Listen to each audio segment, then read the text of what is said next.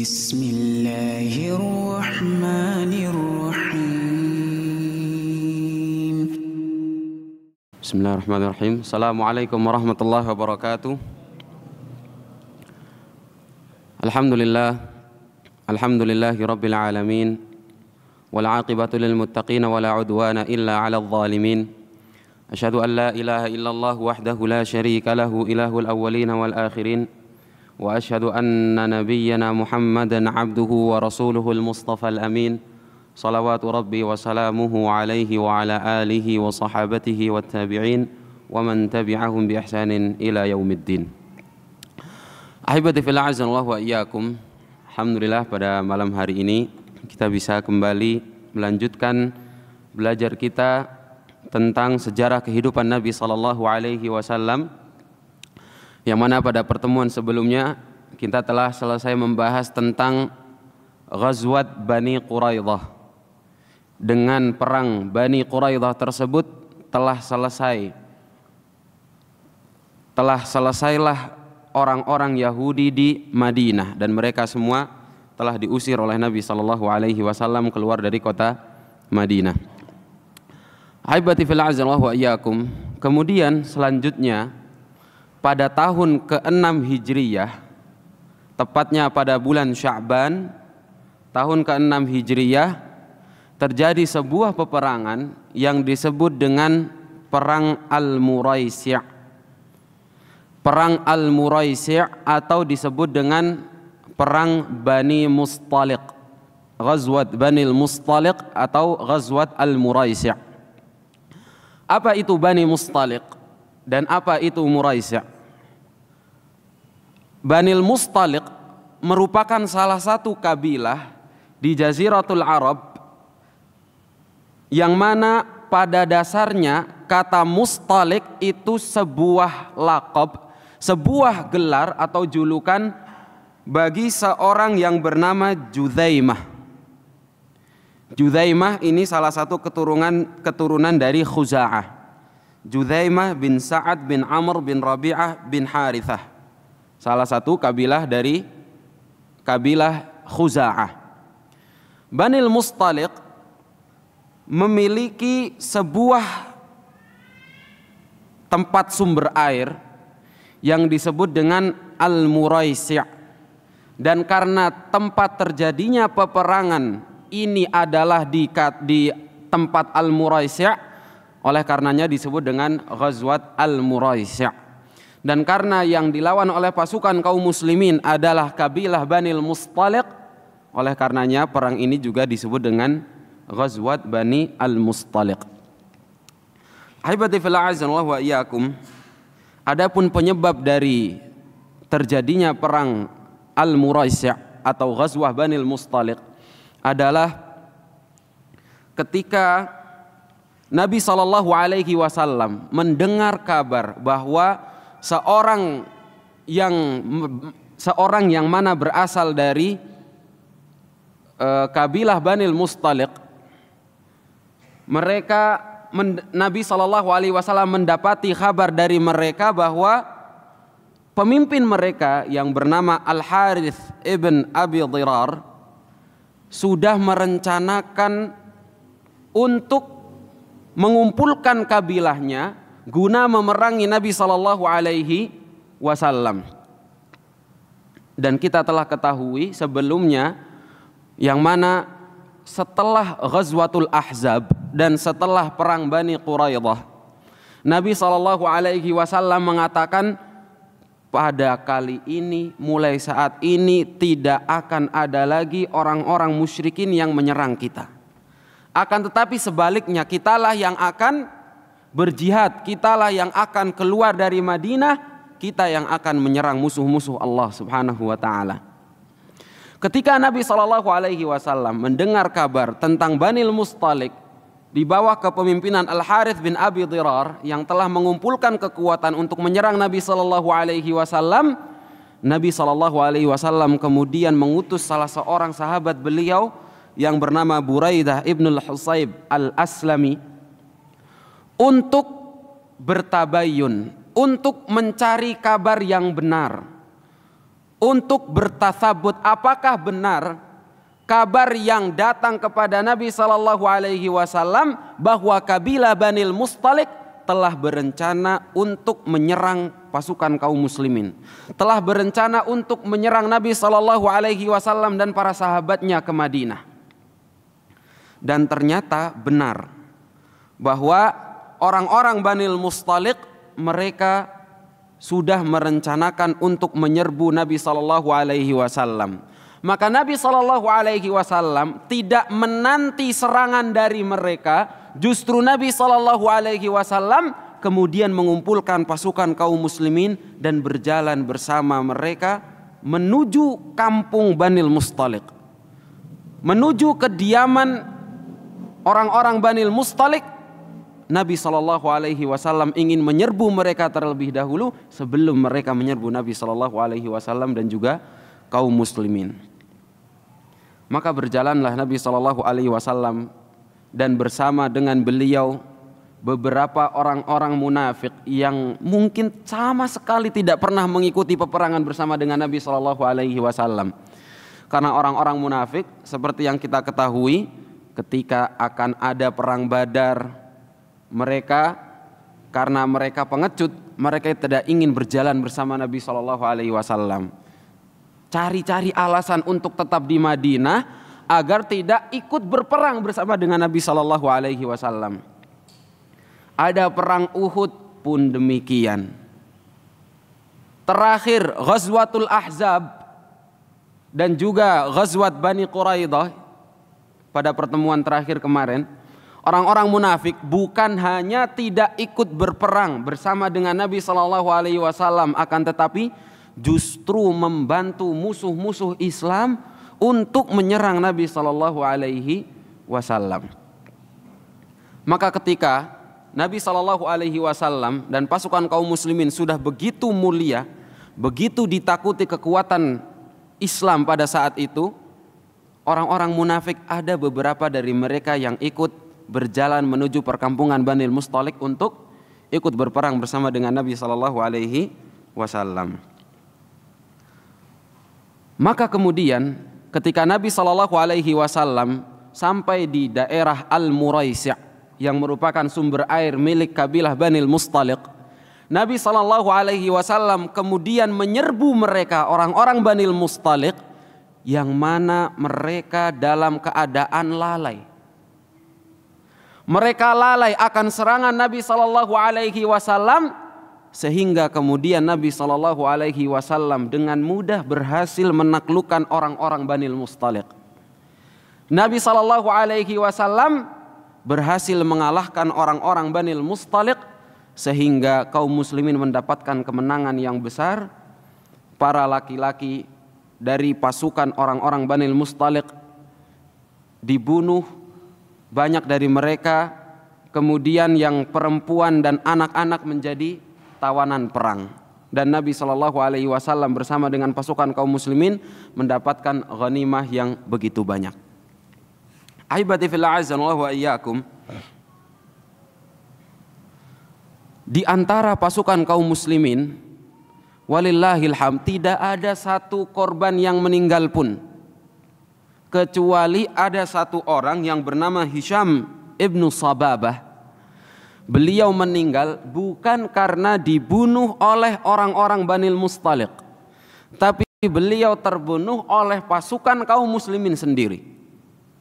Beliau terbunuh oleh salah seorang dari Ansar yang mengira bahwa Hisham ibnu Sababah merupakan pasukan musuh. Oleh karenanya salah seorang dari Ansar tersebut salah membunuh. Ternyata dia membunuh teman sendiri. Adapun selain Hisham bin Sababah, tidak ada dari pasukan kaum muslimin yang terbunuh di dalam peperangan Bani Al-Mustalik. Haibati fil azan wa iyyakum. Dan setelah perang, Nabi sallallahu alaihi wasallam seperti kebiasaan beliau berdiam diri terlebih dahulu di daerah Al-Muraisi'.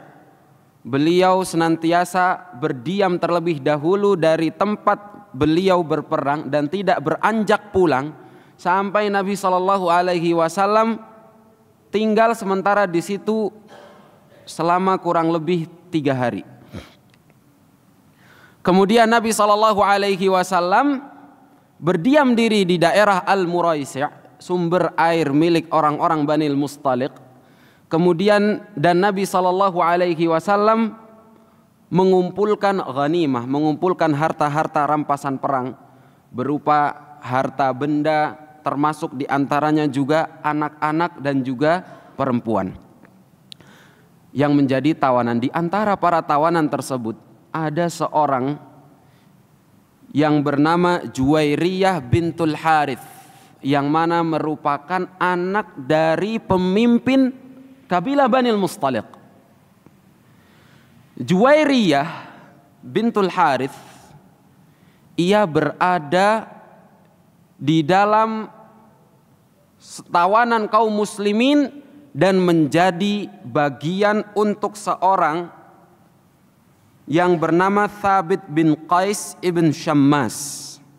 Thabit ibn Qais ibn Shammas, ia memiliki jatah dari ghanimah, dari harta rampasan perang, dan di antara jatah miliknya adalah Juwairiyah bintul Harith. Kemudian Juwairiyah pun menjadi budak Thabit ibn Qais, dan Juwairiyah hendak membeli dirinya sendiri, ingin memerdekakan diri. Dalam bahasa Arab disebut mukatabah. Jadi melakukan perjanjian dengan tuannya dengan membayarkan sejumlah uang dalam periode tertentu untuk membebaskan dirinya sendiri. Dan Juwairiyah kemudian pada suatu ketika mendatangi Nabi SAW, ingin meminta bantuan kepada Nabi SAW. Juwairiyah mengatakan kepada Nabi SAW bahwa ia merupakan putri dari Al-Harith bin Abi Dirar yang kemudian menjadi tawanan perang dan menjadi budak milik Thabit bin Qais dan hendak memerdekakan dirinya, sehingga kemudian meminta bantuan dari Nabi SAW. Maka Nabi SAW, bukannya Nabi SAW memberikan bantuan untuk memerdekakan dirinya, bahkan lebih dari itu. Nabi SAW menawarkan kepada Juwairiyah untuk melunasi sejumlah uang yang harus dibayarkan kepada Thabit bin Qais, plus sekaligus hendak menikahi Juwairiyah bintul Harith. Sehingga Juwairiyah pun kemudian sepakat menyetujui tawaran yang ditawarkan oleh Nabi SAW, dan Nabi SAW pun kemudian memerdekakan Juwairiyah dan menikahi beliau, menikahi Juwairiyah bintul Harith bin Abi Dirar. Ketika kaum muslimin mendengar kabar tersebut, mengetahui bahwa Nabi SAW menikahi Juwairiyah, mereka pun bersorak dan mengatakan, asharu Rasulullah SAW, budak-budak kami dari kabilah Bani Mustaliq merupakan besan Nabi SAW. Mereka merupakan besan-besan Nabi SAW, karena putri dari pembesar mereka, putri dari pimpinan mereka telah dimerdekakan oleh Nabi SAW dan dinikahi oleh Nabi SAW. Sehingga kemudian para kaum muslimin pun memerdekakan tawanan-tawanan perang yang menjadi budak-budak mereka. Karena Nabi SAW telah memerdekakan Juwairiyah dan menikahi Juwairiyah. Sehingga kemudian kata para ulama, la a'lamu imra'atan kanat a'zam ala qaumiha barakah minha. Kami tidak mengetahui seorang perempuan yang memiliki andil keberkahan terhadap kaumnya yang lebih besar daripada Juwairiyah. Bayangkan dengan Nabi SAW menikahi seorang Juwairiyah, Nabi SAW memerdekakan Juwairiyah dan menikahi Juwairiyah, Dengan hal tersebut para kaum muslimin seketika kemudian membebaskan tawanan-tawanan budak-budak mereka dari kabilah Banil Mustaliq, dan mereka kemudian masuk Islam secara berbondong-bondong. Tidak kurang dari 100 orang atau tidak kurang dari 100 rumah milik kabilah Banil Mustaliq yang mana kemudian mereka masuk Islam dan dibebaskan oleh kaum muslimin. Ahibati fillah azza wa iyyakum, inilah akhir dari Ghazwat Banil Mustaliq, akhir dari peperangan Banil Mustaliq. Dan dengan peperangan Banil Mustaliq inilah kemudian pasukan kaum muslimin semakin mendapatkan sum'ah hasanah, mendapatkan gengsi, mungkin bukan gengsi ya, atau kewibawaannya. Kaum muslimin mendapatkan kewibawaannya di hadapan musuh-musuh Islam. Dan tidak ada lagi kabilah yang berani melawan kaum muslimin di Jaziratul Arab. Akan tetapi perang Banil Mustaliq meninggalkan beberapa hal. Setidaknya ada 2 hal yang berkaitan dengan Banil Mustaliq yang mesti kita ambil faedahnya, yang mesti kita ambil pelajaran dari kisah tersebut. Kisah yang pertama adalah tentang sebab turunnya ayat pada surat Al-Munafiqun, di mana Allah Subhanahu wa taala kemudian membuka tabir, Allah Subhanahu wa taala membuka aib-aib orang-orang munafiqun yang dipimpin oleh Abdullah bin Ubay ibn Salul. Habibati fillah azza wa iyyakum, ketika Nabi SAW masih berada di daerah Al-Muraisi' sebelum Nabi SAW beranjak pulang, Umar bin Khattab radhiyallahu anhu memiliki seorang pekerja yang bernama Jahjah dari kabilah Ghifar. Jahjah al-Ghifari hendak mengambil air. Kemudian Jahjah bertemu dengan salah seorang dari Ansar yang bernama Sinan bin Wabr al-Juhani. Sinan bin Wabr al-Juhani kemudian berdesakan bersama dengan Jahjah al-Ghifari untuk mengambil air. Mereka berdua berdesak-desakan sehingga kemudian bertikai antara Jahjah al-Ghifari dan juga Sinan bin Wabr al-Juhani.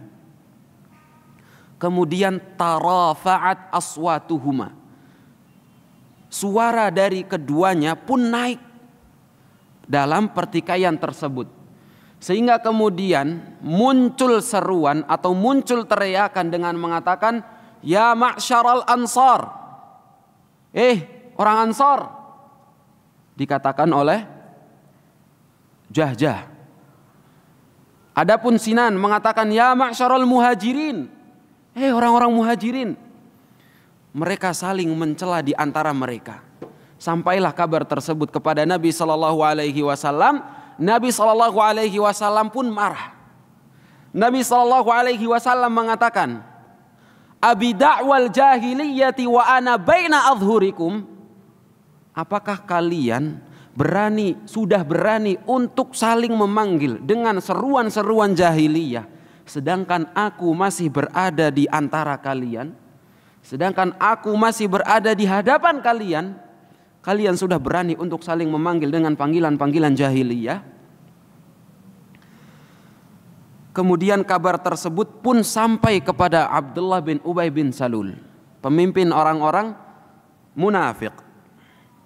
Dan kemudian Abdullah bin Ubay marah karena dia merasa orang-orang dari Ansar telah dilecehkan oleh orang-orang muhajirin. Abdullah bin Ubay yang hanya menginginkan fitnah di antara kaum muslimin dan tidak menginginkan kebaikan. Abdullah bin Ubay ketika ada kesempatan untuk menyebarkan fitnah di kalangan kaum muslimin, dia tidak menyia-nyiakan kesempatan tersebut dan senantiasa menghembuskan angin-angin pertikaian untuk memecah belah kaum muslimin. Inilah yang dilakukan Abdullah bin Ubay bin Salul.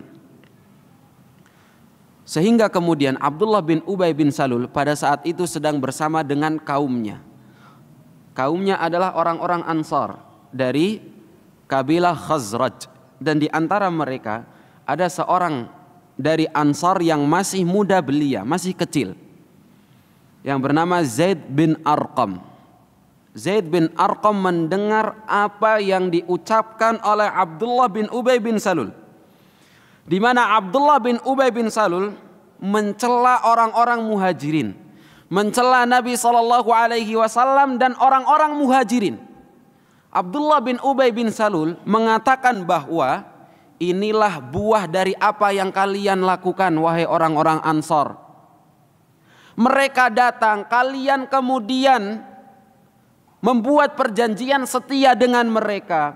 Kalian bagikan harta kalian untuk mereka, kalian bantu mereka, tapi apa yang kalian dapat?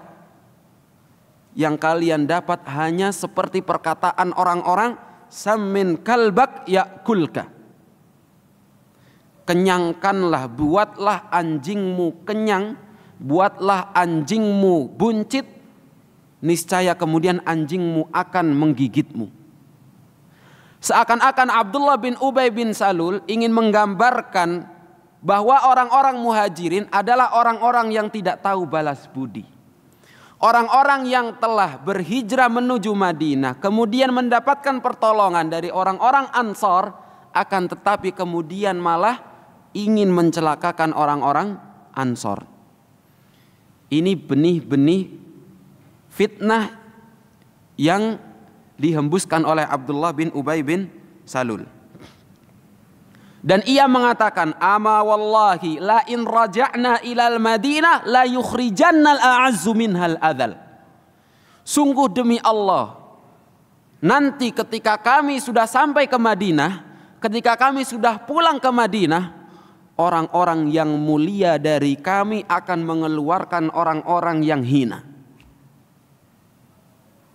Yang ia maksudkan, yang dimaksudkan oleh Abdullah bin Ubay bin Salul adalah orang-orang muhajirin merupakan orang-orang yang hina, orang-orang Ansar merupakan orang-orang yang mulia, dan kami Abdullah bin Ubay bersama dengan orang-orang Ansar, klaimnya Abdullah bin Ubay, ingin mengeluarkan mereka orang-orang muhajirin. Inilah ayat dalam surat Al-Munafiqun yang kemudian diturunkan oleh Allah Subhanahu wa taala. Kemudian kabar tentang hal tersebut sampai kepada Nabi sallallahu alaihi wasallam. Zaid bin Arqam mengabarkan kepada pamannya, dan pamannya kemudian menyampaikan kepada Nabi sallallahu alaihi wasallam. Ketika Nabi sallallahu alaihi wasallam mendengar kabar tersebut, dan di sebelah beliau kebetulan sedang ada Umar bin Khattab radhiyallahu an. Sebagaimana yang kita ketahui, Umar itu merupakan seorang yang tegas di dalam kebenaran, tidak takut, orang yang begitu berani. Ketika Umar mendengar kabar tersebut, Umar seketika mengatakan, mur bi Abbad bin Bishr falyaqtulhu. Rasulullah, perintahkanlah Abbad bin Bishr untuk membunuh ini si Abdullah bin Ubay bin Salul, orang munafik ini. Dia hendak menghembuskan fitnah, udah bunuh aja, kata Umar bin Khattab radhiyallahu anhu. Maka kemudian Nabi SAW mengatakan kepada Umar, tunggu Umar, jangan gegabah. Bagaimana apabila aku menyuruh seseorang untuk membunuh Abdullah bin Ubay bin Salul, kemudian sampai kabar tersebut di telinga orang-orang, dan mereka akan mengatakan, Muhammad yuqatilu ashabahu, Muhammad membunuh teman-temannya sendiri, Muhammad memerangi sahabat-sahabatnya sendiri. Karena Abdullah bin Ubay bin Salul, ia menampakkan seakan-akan dia seorang muslim, dan menyembunyikan di dalam hatinya an-nifaq al-i'tiqadi, kekufuran, kenifakan yang sifatnya adalah i'tiqad, yang mengeluarkan seseorang dari keislaman.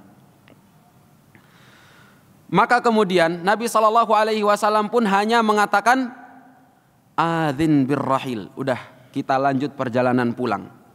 Kita pulang saja dari Al-Muraisi', kita beranjak pulang ke Madinah. Kata Nabi SAW. Padahal saat itu adalah saat istirahat yang mana biasanya Nabi SAW tidak akan memerintahkan pasukan untuk berjalan pada saat tersebut. Maka ketika hal tersebut sampai kepada seorang pembesar Ansar dari kabilah Aus yang bernama Usaid bin Hudair, Nabi SAW berjalan di waktu yang mana tidak biasanya Nabi SAW berjalan pada waktu tersebut.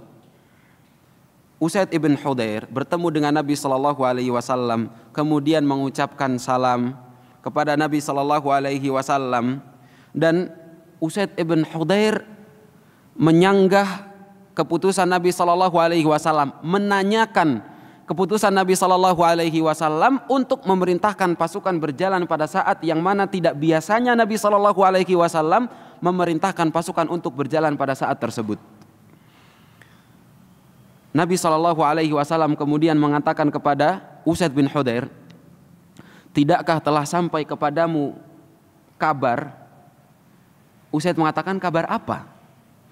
Kabar tentang teman kalian Abdullah bin Ubay, maksudnya adalah Abdullah bin Ubay bin Salul. Apa yang ia katakan? Usaid kemudian bertanya, ya Rasulullah, wa madza qala Ibnu Salul? Apa yang dikatakan Ibnu Salul? Nabi SAW mengatakan, za'ama annahu in raja'a ilal Madinah la yukhrijanna al-a'azzu minhal adal.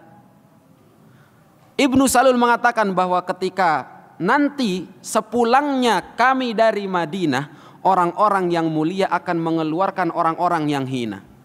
Maka apa yang dikatakan oleh Usaid? Ya Rasulullah, in syi'ta anta tukhrijuhu fa antal aziz wa huwa dzalil. Ya Rasulullah, jika engkau berkehendak, oke, nanti engkau yang lebih berhak untuk mengeluarkan Ibnu Salul, karena engkaulah yang mulia dan Ibnu Salul adalah yang hina. Akan tetapi kemudian Usaid ibn Hudair mengatakan, ya Rasulullah, arfiq, fa wallahi laqad ja'ana Allahu bika wa inna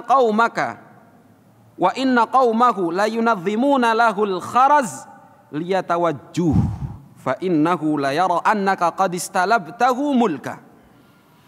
Akan tetapi ya Rasulullah, buatlah yang lembut terhadap Ibnu Salul. Sungguh Allah Subhanahu wa taala telah mengutusmu kepada kami dan kami menerima ajakanmu, kami menerima dakwahmu, dan kami senantiasa berada di sisimu untuk menolongmu. Akan tetapi kaumnya Ibnu Salul, mereka telah merencanakan sebuah permata untuk diberikan kepada Ibnu Salul.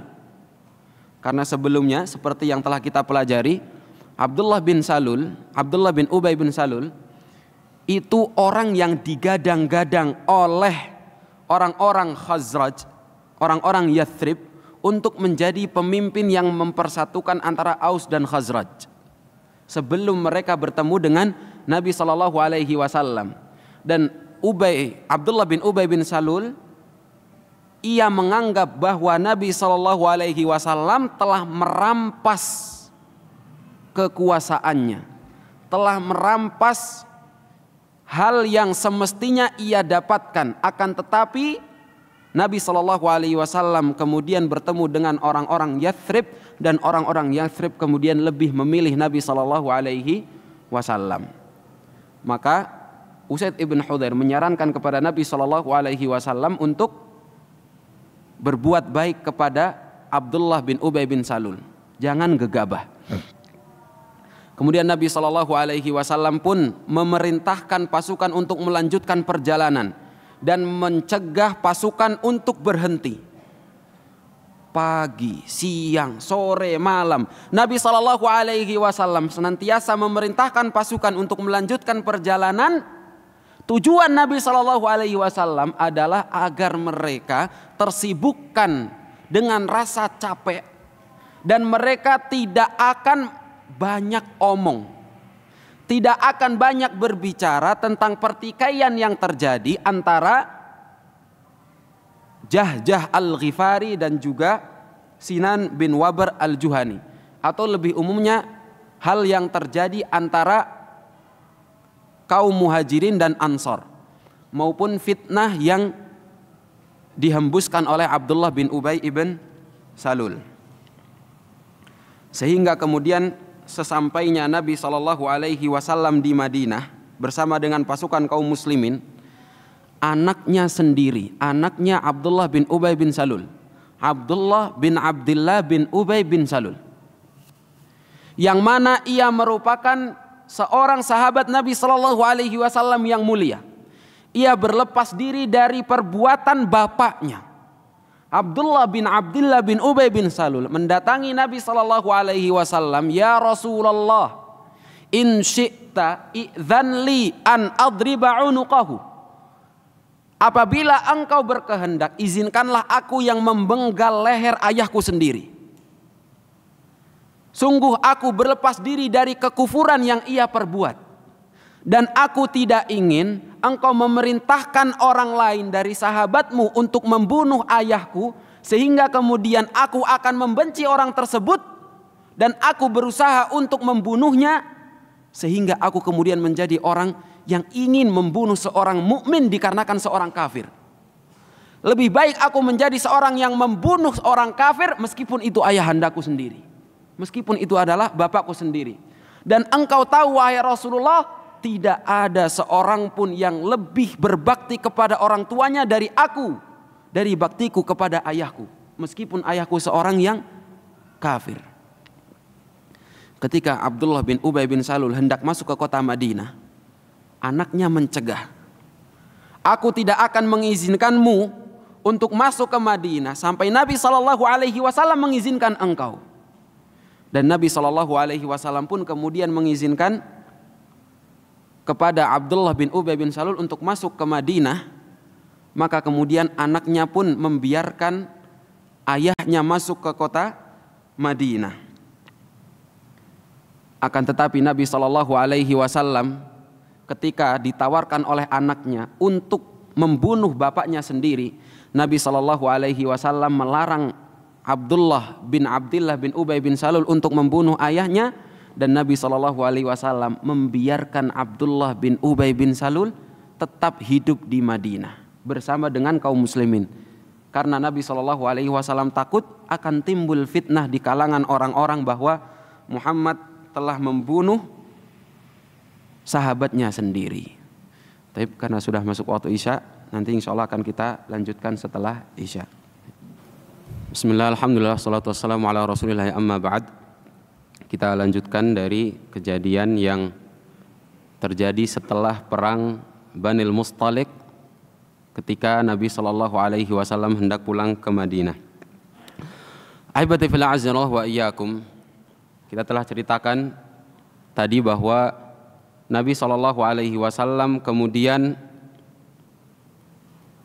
sampai di Madinah bersama dengan para sahabatnya, dan Nabi SAW ditawarkan oleh putra dari Abdullah bin Ubay bin Salul sendiri untuk ia menawarkan dirinya kepada Nabi SAW untuk memenggal kepala ayahnya sendiri. Akan tetapi Nabi SAW tidak mengizinkan hal tersebut dan membiarkan Abdullah bin Ubay bin Salul untuk tetap hidup di Madinah bersama dengan kaum muslimin.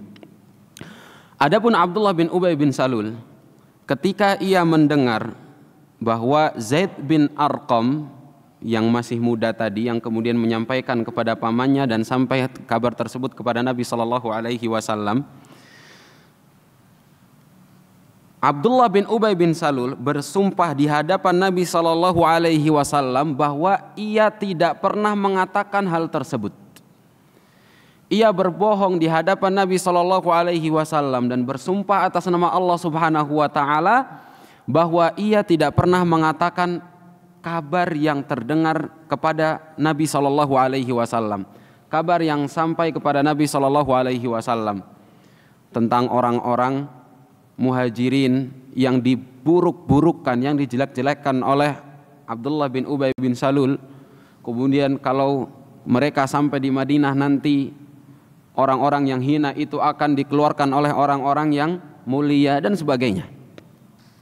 Abdullah bin Ubay mengingkari hal tersebut. Maka kemudian beberapa orang mengatakan kepada Nabi Shallallahu Alaihi Wasallam, ya Rasulullah, asa an yakuna al-ghulamu qad awhama fi hadithihi walam yahfaz maqala ar-rajul. Barangkali Zaid bin Arqam itu karena dia masih muda, dia salah dengar. Dia tidak paham apa yang disampaikan oleh Abdullah bin Ubay bin Salul. Barangkali demikian. Maka Nabi Shallallahu Alaihi Wasallam tidak mau ambil pusing, sudah biarkan saja. Akan tetapi kemudian Zaid bin Arqam, karena ia merasa tertuduh salah menyampaikan kabar, ia pun menjadi sedih. Ia katakan, fa asabani hammun lam yusibni qat. Aku sampai-sampai sedih, aku mengalami kesedihan yang belum pernah aku alami sebelumnya. Dan aku berdiam diri di rumahku sampai kemudian Allah Subhanahu wa taala menurunkan firman-Nya surat Al-Munafiqun, idza ja'akal munafiquna qalu nashhadu innaka la rasulullah wallahu ya'lamu innaka la rasuluh wallahu yashhadu innal munafiqina lakadzibun, sampai pada ayat la yukhrijannal a'azzu minhal adzal walillahil izzatu walirasulihi walil mu'minin walakinnal munafiqina la yafqahun. Sampai kemudian turun ayat tersebut yang menceritakan tentang keadaan orang-orang munafik dan perangai mereka persis seperti apa yang didengar oleh Zaid bin Arqam dari Abdullah bin Ubay bin Salul.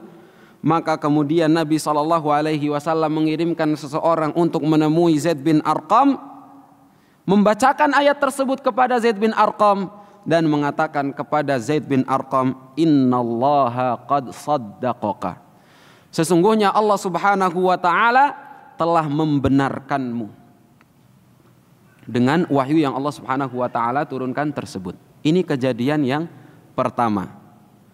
Kejadian yang kedua, hibadi fillah azzanallahu wa iyyakum, adalah tentang hadithul ifk, berita bohong, berita dusta, pembicaraan dusta, isu, gosip yang disebarkan oleh Abdullah bin Ubay bin Salul tentang Ummul Mukminin Aisyah radhiyallahu anha, allati barra'aha Allahu min fawqi sab'i samawat.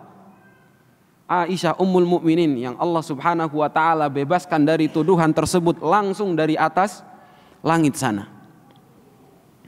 Singkatnya adalah saat perang Banil Mustaliq, Nabi Shallallahu Alaihi Wasallam mengajak Aisyah untuk pergi bersama dengan beliau. Dan kebiasaan Nabi Shallallahu Alaihi Wasallam ketika beliau hendak safar, beliau mengadakan qur'ah, semacam undian untuk istri-istrinya, siapa dari istri-istri beliau yang pergi bersama dengan beliau, menemani safar beliau. Maka pada saat Ghazwat Banil Mustaliq, undian tersebut keluar nama Aisyah, sehingga kemudian Aisyah lah yang pergi bersama dengan Nabi Shallallahu Alaihi Wasallam.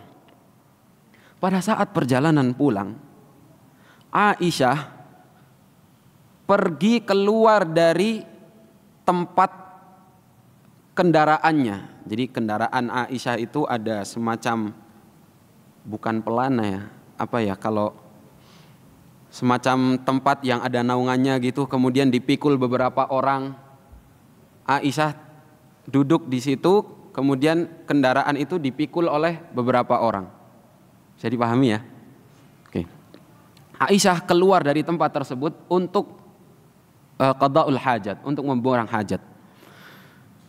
Kemudian ketika kembali ke tempat semayamnya, apa ya kita sebut tempat semayamnya aja, kembali ke tempatnya, Aisyah merasa kehilangan kalungnya, padahal kalung tersebut adalah milik saudarinya, milik Asma bintu Abi Bakar yang ia pinjamkan kepada Aisyah.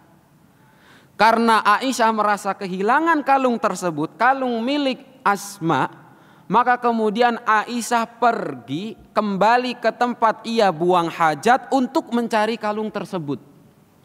Akan tetapi karena mungkin lama, sehingga kemudian pasukan keburu pergi.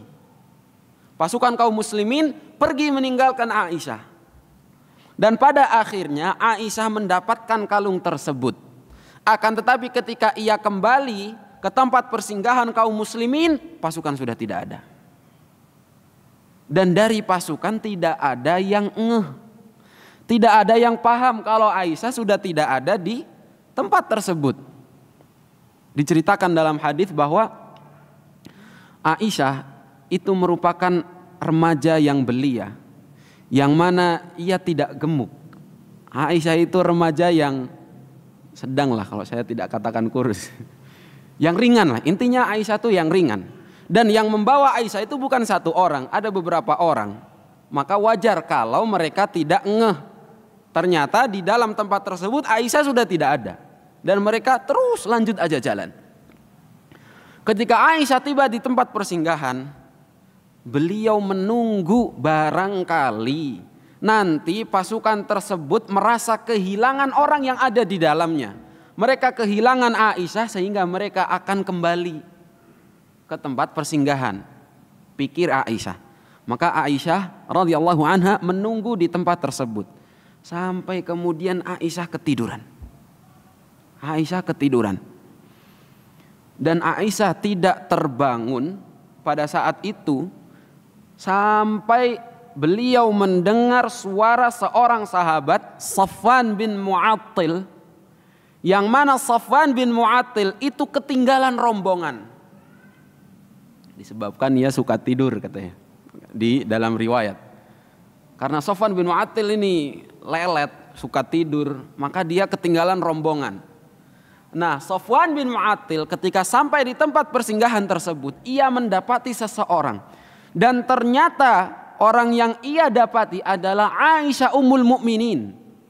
Sehingga kemudian Safwan beristirja, mengatakan inna lillahi wa inna ilaihi raji'un. Waduh, ini Aisyah Ummul Mukminin.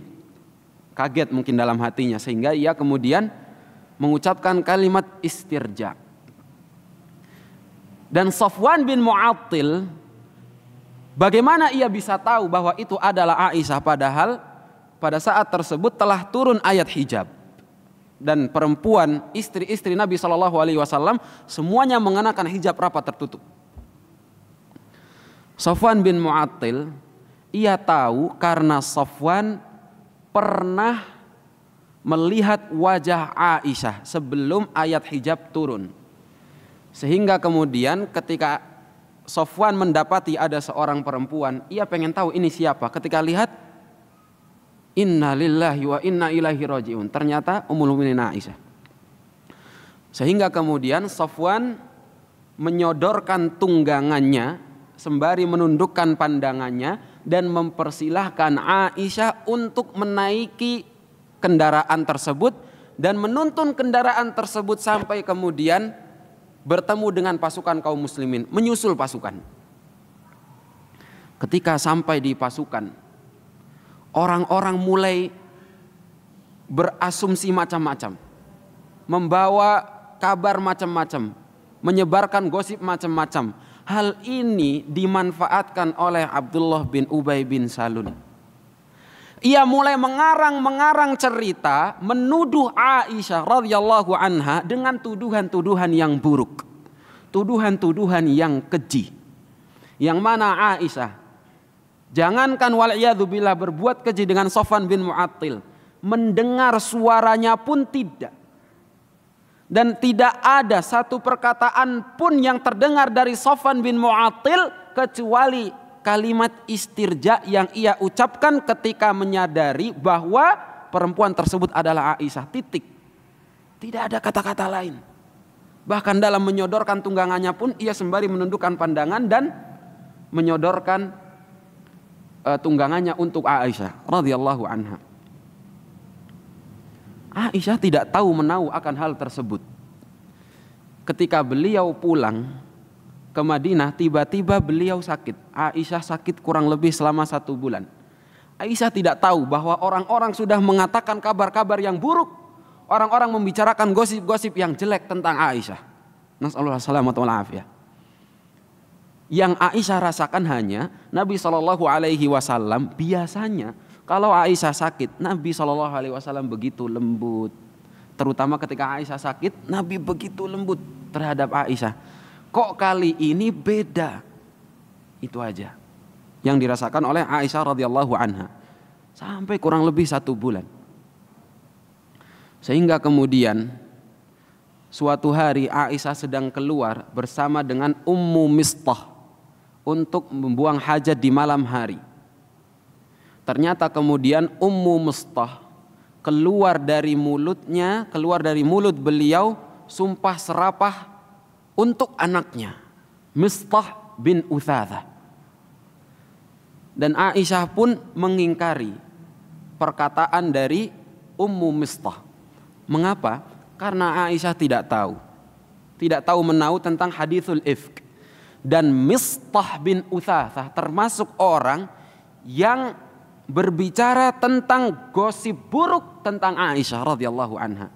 Meskipun yang paling besar dalam membicarakan kabar buruk tersebut adalah Abdullah bin Ubay bin Salul. Akan tetapi beberapa orang sahabat terjerumus ke dalam pembicaraan buruk tersebut.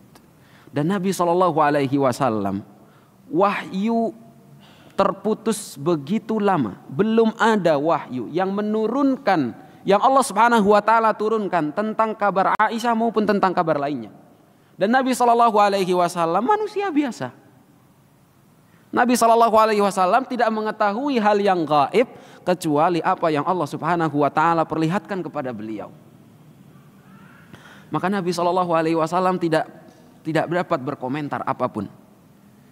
Nabi SAW hanya mengatakan kepada Aisyah, kalau memang seandainya engkau berlepas diri dari kabar gosip tersebut, maka Allah Subhanahu wa ta'ala akan memberikan kabar tentang kebebasanmu dengan wahyu yang Allah Subhanahu wa ta'ala turunkan.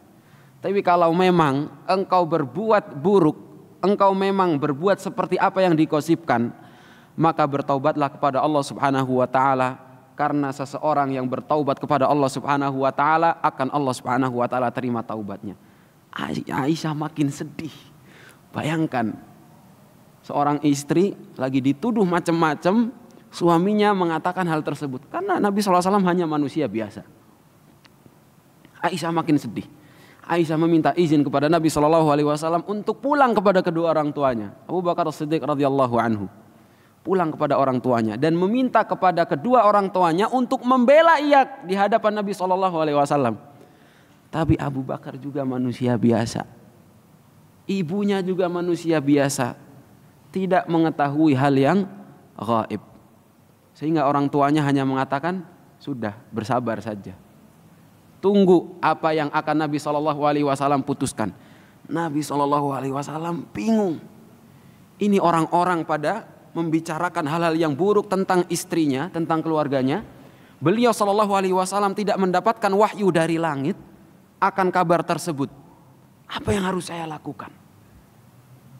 Nabi meminta pendapat dari beberapa sahabatnya. Sebagian dari sahabatnya ada yang menyarankan untuk menceraikan Aisyah. Sebagian yang lain ada yang menyarankan untuk tetap menjaga Aisyah dan mengabaikan kabar-kabar miring, gosip-gosip buruk tentang Aisyah radhiyallahu anha. Dan Nabi SAW masih menunggu wahyu dari langit yang akan Allah Subhanahu wa ta'ala turunkan. Aisyah begitu sedih.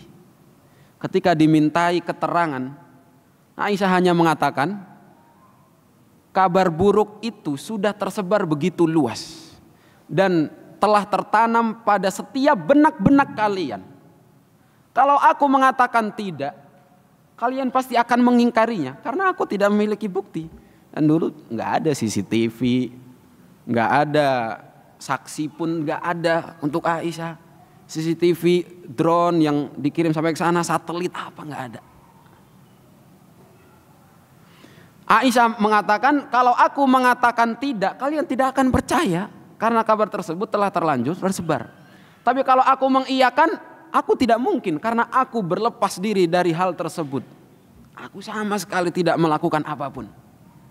Yang aku dengar dari Safwan bin Mu'attil hanya kalimat istirja, titik, tidak ada yang lain. Aku sudah pasrah sudah. Yang aku bisa lakukan sekarang hanya apa yang dikatakan oleh Yakub, ayahanda dari Yusuf, yang mengatakan fasabrun jamil wallahul musta'anu ala ma tasifun. Hanya kesabaran yang indah, kesabaran terbaik yang dapat aku lakukan. Sesungguhnya Allah Subhanahu wa ta'ala adalah tempat memohon pertolongan atas apa yang kalian ucapkan, atas apa yang kalian sebutkan tentang sifat-sifat tersebut, tentang kabar-kabar tersebut. Maka kemudian Allah Subhanahu wa ta'ala dari atas langit ketujuh sana, Allah Subhanahu wa ta'ala menurunkan langsung ayat yang membicarakan tentang berlepas dirinya Aisyah dari tuduhan-tuduhan yang dilancarkan oleh Abdullah bin Ubay bin Salul dan juga komplotan-komplotannya. Allah Subhanahu wa ta'ala mengatakan dalam surat An-Nur, innalladzina ja'u bil ifki usbatum minkum la tahsabuhu syarrun lakum bal huwa khairun lakum likulli imri'in minhum maktasaba minal itsm walladzi tawalla kibrahu minhum lahum adzabun alim. Sesungguhnya orang-orang yang menyampaikan kabar-kabar dusta, yang mendatangkan kabar-kabar bohong, itu adalah segelintir dari kalian.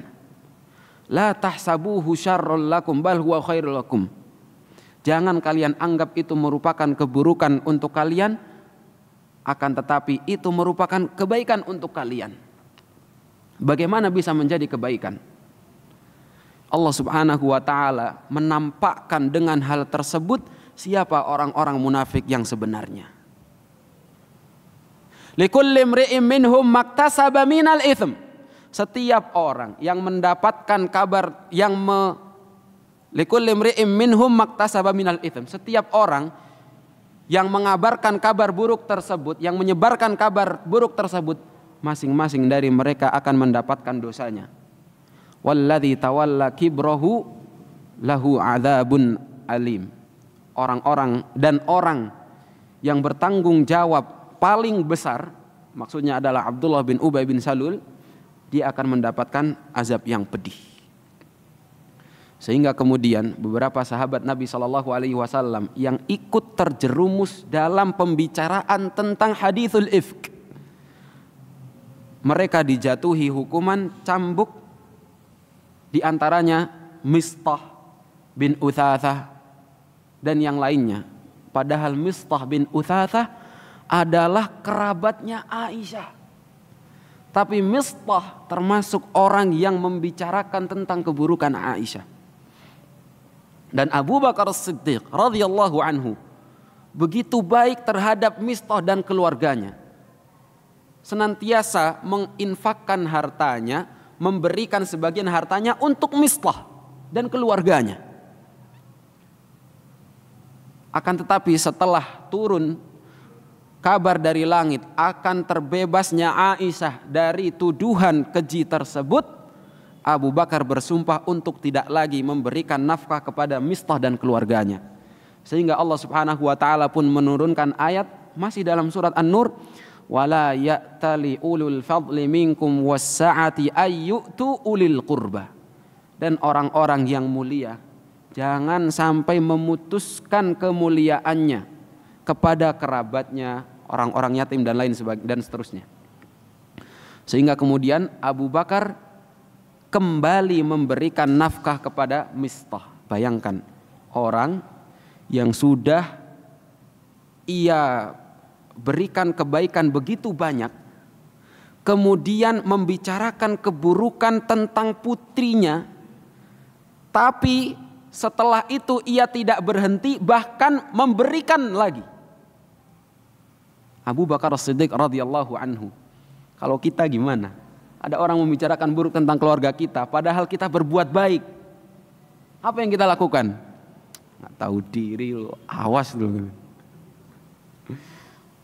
Inilah tentang hadithul ifk. Dan ahibati fil a'zanallahu wa iyyakum, dengan hadithul ifk dan juga kejadian yang pertama, Allah Subhanahu wa taala menampakkan kepada kaum muslimin, menampakkan kepada Nabi sallallahu alaihi wasallam dan juga para sahabatnya tentang keburukan orang-orang munafik, Abdullah bin Ubay bin Salul dan juga pengikutnya. Dan Allah Subhanahu dan Nabi sallallahu alaihi wasallam kemudian mengatakan kepada Umar bin Khattab radhiyallahu anhu, "Kaifa tara ya Umar?" Apa pendapatmu ya Umar? Seandainya waktu engkau menyuruh untuk membunuh Abdullah bin Ubay bin Salul, pasti yang terjadi adalah fitnah. Orang-orang akan mengatakan Muhammad membunuh sahabatnya sendiri. Akan tetapi saat ini ketika ada kabar yang keluar dari mulut Abdullah bin Ubay bin Salul, orang-orang tidak lagi mempercayainya. Orang-orang justru akan menyalahkan Abdullah bin Ubay bin Salul, termasuk komplotannya sendiri. Termasuk orang-orang munafikin sendiri dari kabilah Khazraj, pengikut-pengikutnya Abdullah bin Ubay bin Salul, yang akan menahan mulut Abdullah bin Ubay bin Salul untuk tidak menyebarkan kabar apapun dari mulutnya. Mereka sendiri yang akan mencegah Abdullah bin Ubay bin Salul. Inilah diantara hikmah yang Allah Subhanahu wa taala berikan. Seperti yang Allah Subhanahu wa taala firmankan, la tahsabuhu syarran lakum bal huwa khairul lakum. Jangan kalian anggap itu merupakan keburukan untuk kalian, akan tetapi itu justru merupakan kebaikan untuk kalian. Dan Umar bin Khattab radhiyallahu anhu pun mengatakan kepada Nabi sallallahu alaihi wasallam, "Wallahi qad alimtu li amri Rasulillah sallallahu alaihi wasallam a'zamu barakatan min amri." Sungguh aku telah mengetahui bahwa perkara putusan Nabi sallallahu alaihi wasallam itu lebih berkah daripada perkaraku, daripada putusanku. Ini tentang hadis al-ifk. Haibati fillah azanallahu wa iyyakum. Banyak sekali pelajaran ataupun faedah yang dapat kita ambil dari kejadian-kejadian perang Banil Mustaliq atau perang Al-Muraisi' dan juga kejadian antara orang-orang Muhajirin dan Ansar, Jahjah Al-Ghifari dan juga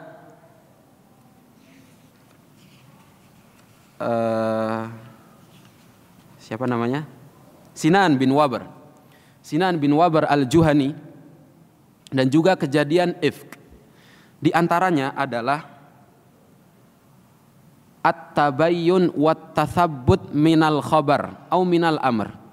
Pentingnya untuk bertabayyun, pentingnya untuk bertatsabbut, mencari ketetapan kabar yang benar, mencari kebenaran akan sebuah kabar yang sampai kepada kita. Lihatlah Nabi SAW ketika beliau mendengar kabar tentang kabilah Banil Mustaliq yang telah merencanakan untuk menyerbu pasukan kaum muslimin, Nabi SAW tidak serta-merta menyerbu mereka, tidak. Nabi SAW kirimkan seseorang terlebih dahulu untuk mencari kebenaran kabar tersebut. Ketika tidak terjadi, ketika tidak ada tabayyun, lihatlah apa yang terjadi kepada Mistah dan sahabat yang lainnya, beberapa sahabat yang terjerumus dalam hadithul ifk. Mereka tidak bertabayyun tentang kabar tersebut. Mereka justru membicarakan tentang gosip-gosip buruk tentang Ummul Mukminin Aisyah radhiyallahu anha, dan lihatlah apa yang terjadi kepada mereka. Pada akhirnya mereka dijatuhi hukuman cambuk oleh Nabi sallallahu alaihi wasallam. Ini adalah pentingnya bertatsabbut atau bertabayyun, mencari kebenaran kabar. Allah Subhanahu wa taala mengatakan dalam surat Al-Hujurat, "Ya ayyuhalladzina amanu in ja'akum fasiqun binaba'in fatabayyanu." Kalau datang kabar dari orang fasik kepada kalian, fatabayyanu, maka carilah kebenarannya terlebih dahulu, tabayunlah terlebih dahulu. Antusibu qauman bijahalah fatusbihu ala ma fa'altum nadimin.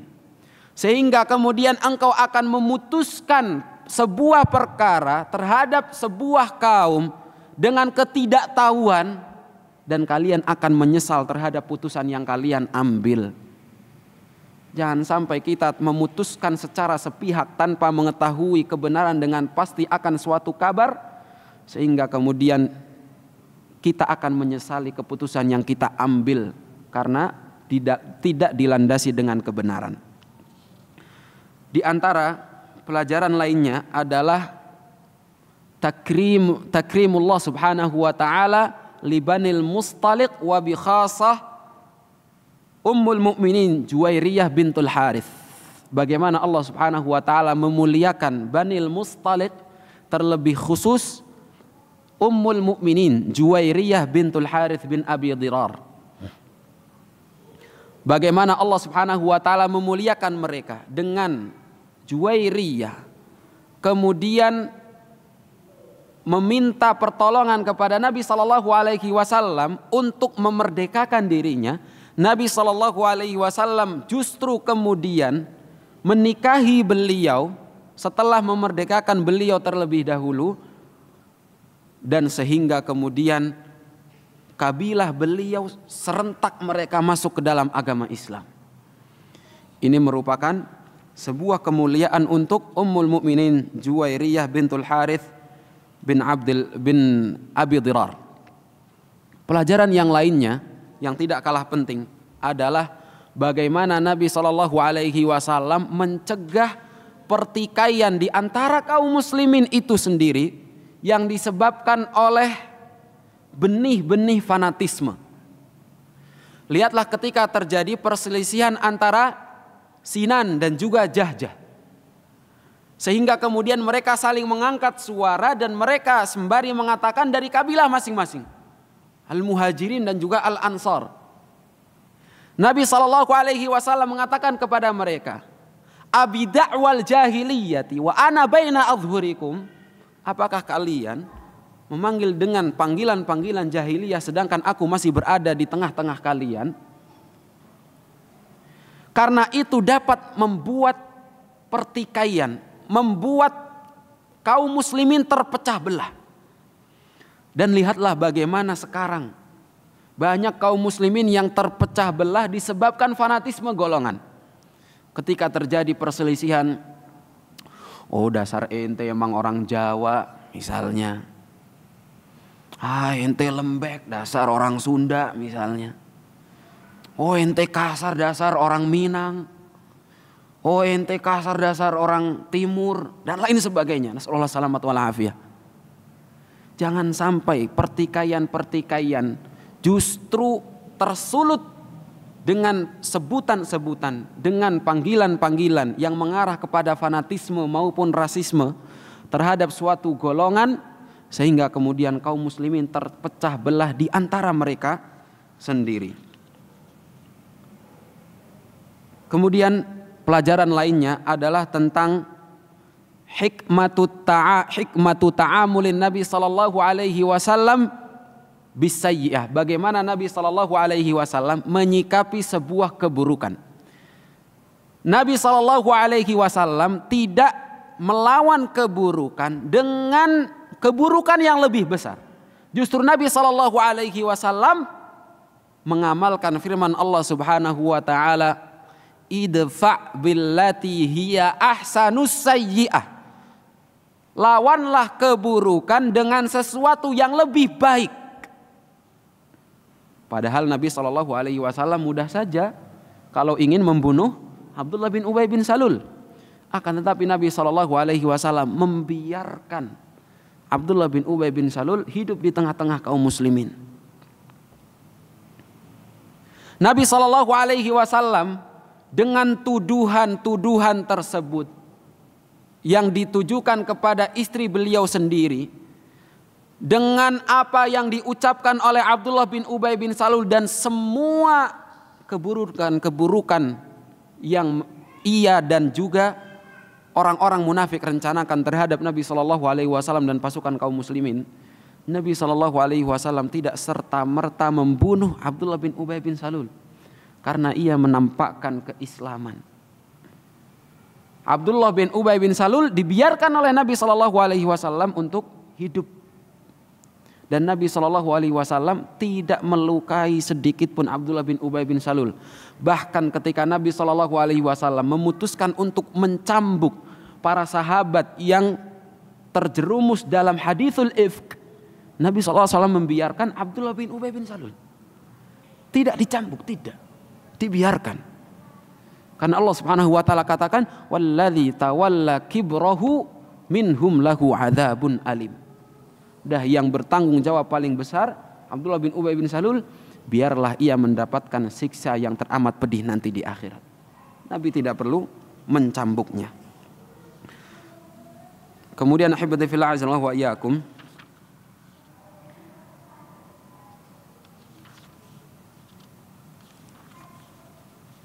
masih ada beberapa pelajaran lagi sebenarnya, tapi ada satu hal penting yang berkaitan dengan orang munafik, atau beberapa poin yang berkaitan dengan orang-orang munafik. Mungkin bisa kita sebutkan, akan kita sebutkan dengan ringkas agar tidak memakan waktu yang begitu lama. Yang pertama adalah sifat munafik itu muncul ketika Nabi SAW sudah hijrah ke Madinah. Dan belum ada ketika Nabi SAW masih di Mekkah. Ini menunjukkan bahwa nifak itu merupakan tanda kuatnya kaum muslimin. Karena ketika kaum muslimin dalam keadaan lemah, orang-orang tidak akan muncul dari mereka nifak, menyembunyikan kekufuran dan menampakkan keislaman. Ngapain? Udah aja kita ikut golongan orang-orang yang kufur, kata orang-orang munafik yang menyembunyikan kekufuran. Tidak perlu menyembunyikan kekufuran. Akan tetapi ketika kaum muslimin memiliki kekuatan, orang-orang munafik tidak kuasa untuk menampakkan kemunafikan mereka, sehingga kemudian mereka sembunyikan hal tersebut dan mereka berjalan di tengah-tengah kaum muslimin dengan wajah Islam, dengan wajah kaum muslimin, seakan-akan mereka merupakan bagian dari mereka. Dan ini merupakan tanda kekuatan Islam. Ketika Islam kuat akan timbul kemunafikan, tapi ketika Islam itu lemah tidak akan timbul kemunafikan tersebut. Kemudian poin yang kedua adalah bagaimana bahayanya orang-orang munafik. Dan bahaya orang munafik bahkan lebih besar daripada orang-orang kafir.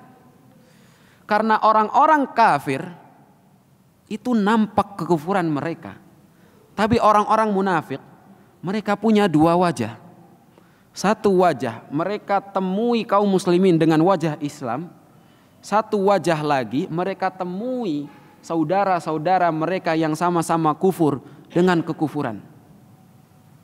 Oleh karenanya di dalam surat Al-Baqarah ketika menyebutkan orang-orang kafir, Allah Subhanahu wa taala hanya menyebutkan innal ladzina kafaru sawa'un 'alaihim a'andzartahum am lam tunzirhum la yu'minun khatamallahu 'ala qulubihim wa 'ala sam'ihim wa 'ala absarihim ghishawah wa lahum 'adzabun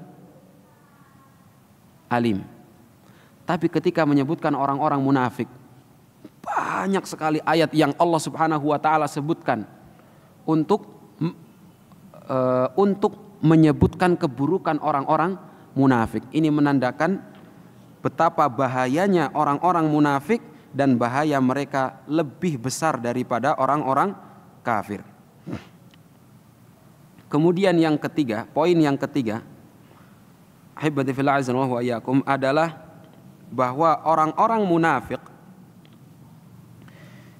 itu hatinya tidak pernah lepas dari rasa takut. Orang yang menyembunyikan sesuatu ia pasti khawatir akan nampak di mata manusia apa yang ia sembunyikan. Maka ia tidak akan tenang. Abdullah bin Ubay bin Salul, lihatlah ketika sampai kepada Nabi SAW kabar tentang desas-desus fitnah yang ia hembuskan terhadap kaum muslimin. Abdullah bin Ubay mengatakan, enggak. Saya tidak pernah mengatakan Rasulullah. Wallahi saya tidak pernah mengatakan hal tersebut. Barangkali Zaid bin Arqam salah dengar. Ia senantiasa takut akan terkuak apa yang ia sembunyikan. Maka begitulah dosa. Ketika seorang menyembunyikan sebuah dosa, ia akan takut apabila dosa tersebut akan nampak di mata manusia. Sehingga Allah Subhanahu wa taala dengan rahmat dan kasih sayangnya, Allah Subhanahu wa taala tutupi keburukan dan dosa yang kita perbuat. Allah berikan kita kesempatan untuk bertaubat. Marilah kita bertaubat kepada Allah Subhanahu wa taala, dan janganlah kita justru ingin menampakkan keburukan yang telah Allah Subhanahu wa taala tutupi.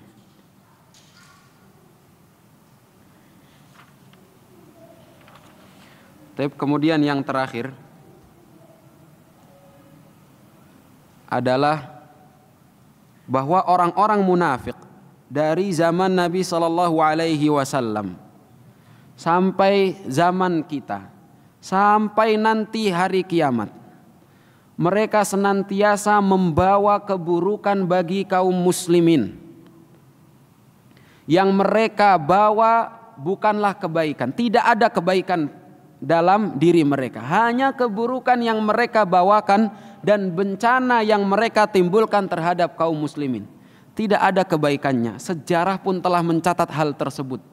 Bagaimana peran orang-orang munafik untuk membantu musuh-musuh Nabi Shallallahu Alaihi Wasallam. Di zaman khalifah pun sama, zaman khilafah pun sama.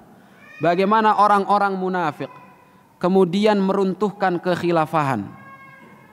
Dari mulai Khulafaur Rasyidin, Daulah Bani Umayyah, Abbasiyah, sampai Turki Utsmani, peran orang-orang munafik begitu besar dalam runtuhnya kejayaan Islam.